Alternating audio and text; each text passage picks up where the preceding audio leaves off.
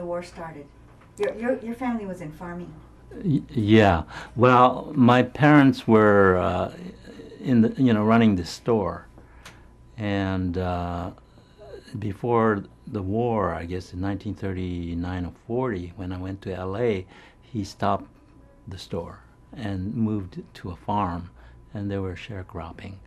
And by the time I was through high school, I came back, and I helped there. And then my father decided, well, he better go get treatment. So he went to the sanitarium.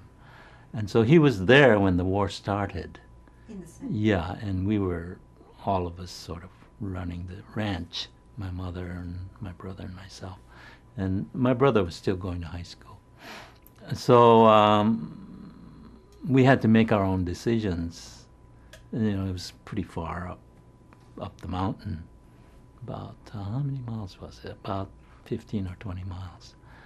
And so we had to make our own decision. Some friends came by and gave us advice, and sometimes it was good, sometimes it wasn't.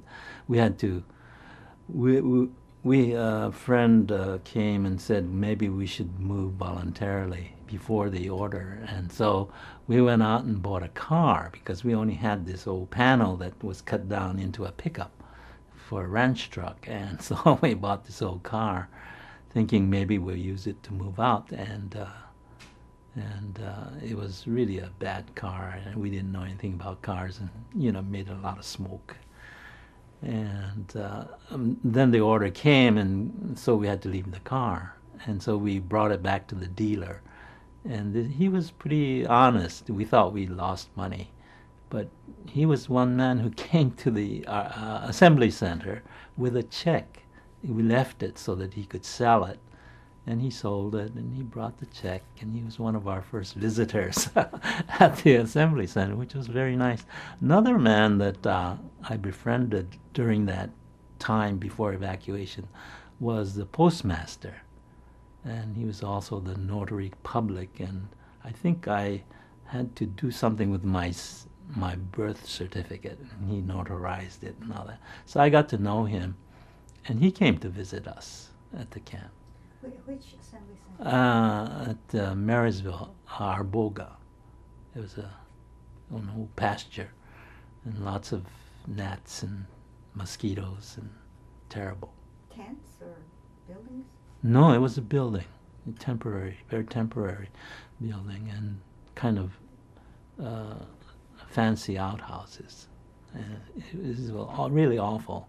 I think in many ways that was the worst part of camp experience, the assembly center experience, because everything was so temporary, and we had to line up all the time for food, and line up for the latrine. It's terrible. But let's see. So there was my mother, my sister, and my brother, and myself. So we went to Arboga, and from Arboga we went on to Tule Lake. And we didn't see my father during the time that we were in camp, which was almost 4 years. He was in the sanitarium? Yeah.